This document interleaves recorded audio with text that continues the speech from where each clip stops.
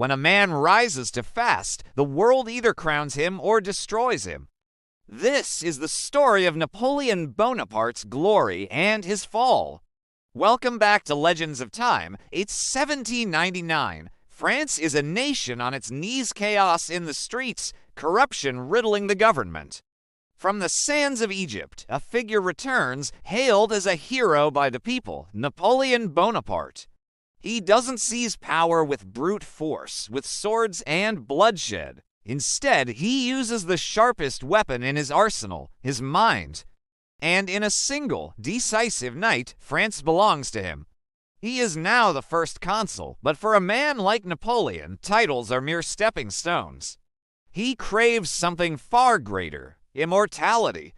With France under his command, he begins the monumental task of rebuilding. He creates the Napoleonic Code, a legal framework that would influence laws across the globe. He establishes new schools, reforms the financial system, and forges a formidable army. Under his firm hand, the nation breathes again. To the French people, he is their salvation, the man who brought order from chaos. But to the old monarchies of Europe, he is a storm on the horizon, a dangerous upstart threatening their very existence. He once told his ministers, "Men are ruled by two things, imagination and fear. I will command both, and command them." He did. The year is 1804. We are inside the hallowed walls of Notre Dame Cathedral in Paris. The air is thick with anticipation. Pope Pius VII raises the imperial crown of France, preparing to perform the sacred coronation. But in a move that stuns the world, Napoleon takes the crown from the Pope's hands. He turns, faces the crowd, and crowns himself. Then he crowns his wife, Josephine, as empress. The message is clear and absolute. His power comes not from God, but from himself. "France is my destiny," he declares. The music swells, the crowd roars in adoration, and a new empire is born. The ambitious boy from Corsica is now Napoleon I, Emperor of the French. Napoleon's Grande Armée, a seemingly invincible force, marches across the European continent. From the sun-scorched plains of Spain to the heart of the Austrian Empire, he redraws the map of Europe. He topples ancient kingdoms, installs his family on foreign thrones, and creates legends on battlefields like Austerlitz and Jena. The very name Napoleon becomes a weapon in itself, whispered with awe by his soldiers, and with fear by kings and emperors who stand against him. He is the master of Europe, the architect of a new age. Yet every empire, no matter how grand, casts a long shadow. His relentless campaigns came at a staggering cost. Millions perished on the battlefields, nations were left broken and resentful, and behind the shimmering facade of imperial glory, cracks began to show in his personal life. With a heavy heart, he made a cold calculation. He divorced Josephine. He sent her away in tears to marry an Austrian princess. For Napoleon, even love had to bow to ambition. The throne demanded a sacrifice, and he paid it. In the summer of 1812, driven by his ambition to control all of Europe, Napoleon makes the greatest mistake of his life. He invades Russia. He leads the largest European army ever assembled, over 600,000 men, into the vast, frozen unknown. But the Russians refuse to engage in a decisive battle.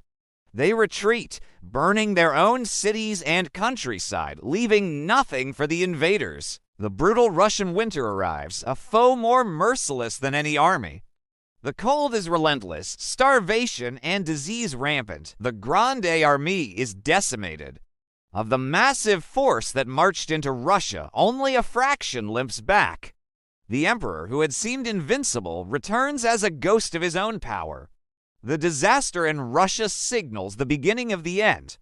Sensing weakness, the nations of Europe rise against him. England, Prussia, Austria, and Russia, the old enemies, form a powerful coalition.